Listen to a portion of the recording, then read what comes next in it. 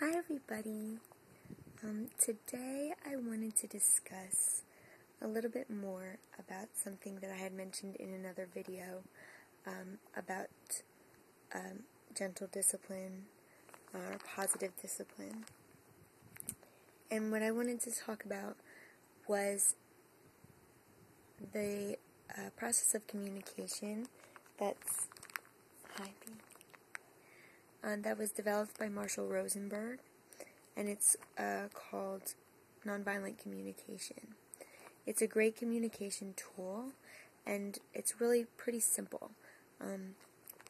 So I just wanted to share a little bit more with it about it with you today. There are many resources on YouTube.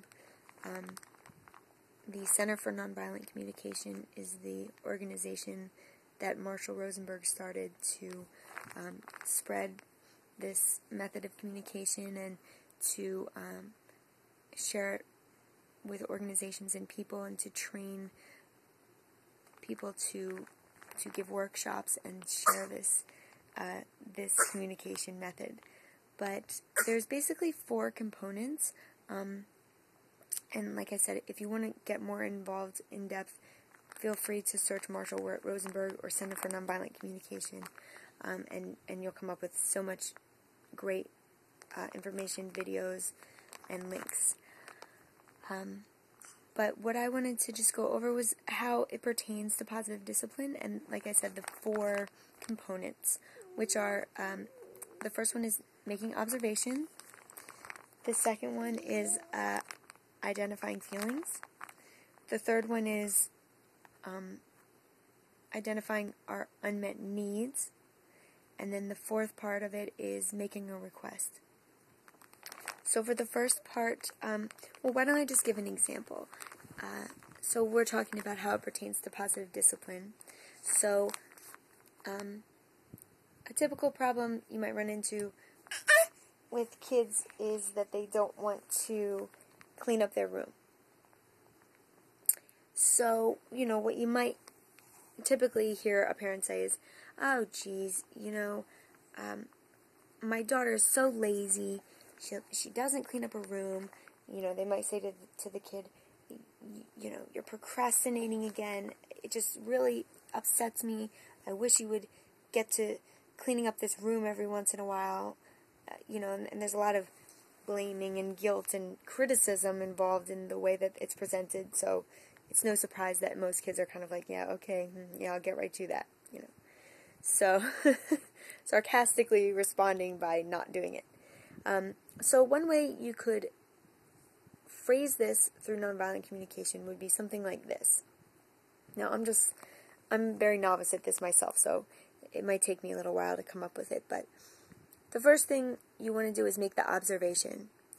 So instead of saying, you never clean up your room, or it's always a mess in here, you would be very specific and remove any kind of diagnosing or judgment from what you're saying. So you would say something like, the past 3 times that I've asked you to clean up this room, you haven't done so. So that's an observation. Then you would go to your feeling. You would say something to the effect of, I feel frustrated when you don't clean up your room when I've asked you. And then you want to say the need. Oh my goodness, what's the matter here? You thirsty? There you go. You want to say the need, which is, I have a need for order and cleanliness in the house. So you want to go, first you say the feeling, I'm frustrated. Then you figure out what is the underlying cause of this feeling. And that the underlying cause of our feelings are always a need. And negative, painful feelings are caused by unmet needs. And so we never want to assume that our feelings are caused by what someone else says or does to us. That they're merely the stimulus for a feeling, but they're not the real cause. The cause of our feelings are the way we think about things, our expectations, and our unmet needs. So once you've sort of identified these things, you're going to be stating them in a way that's really going to elicit compassion rather than resistance. Because when things come off in criticism and we're diagnosing things, you're so lazy, you never do this, these things are received, rightly so, as criticism and are met with resistance. But when we speak from our own needs and feelings and we reveal ourselves vulnerably, it's more likely to elicit a compassionate response. So the final thing is to make a request. So in that situation, you might say, the past 3 times I've asked you to clean up your room, you haven't. I feel frustrated or irritated or annoyed or, upset when you don't clean up your room when I ask you to, because I have a need for order and cleanliness in the house. Your request would be something like, would you be willing to clean up your room right now? A request is very straightforward, and it involves positive action language. You don't want to say, you don't want to put it in terms of what you don't want them to do. So you don't want to say, I want you to stop ignoring me, or I want you to stop being so messy. Well, okay, that, telling someone what you don't want them to do is not as helpful and is not going to, is not as likely to help us get our needs met. So, now, the difference between a request and a demand is very simple. A request, a request versus a demand by how you respond when you receive a no. So, if you had said, would you be willing to clean up your room right now?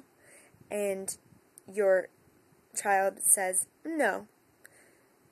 You would know it was a demand if you then went right into, this is just so typical. It really hurts me when you don't do this, and now I'm really, this is just, what a shame. Laying a guilt trip or getting angry. If you get angry and say, I'm so tired of you disrespecting me, something like that. Well, okay, then that what you had just asked for, that wasn't a request, that was a demand. A request, when someone says no, then we kind of go to their needs and their feelings. And you might want to say, can you please explain to me what it is, what need of yours is conflicting with my desire to have you clean up your room?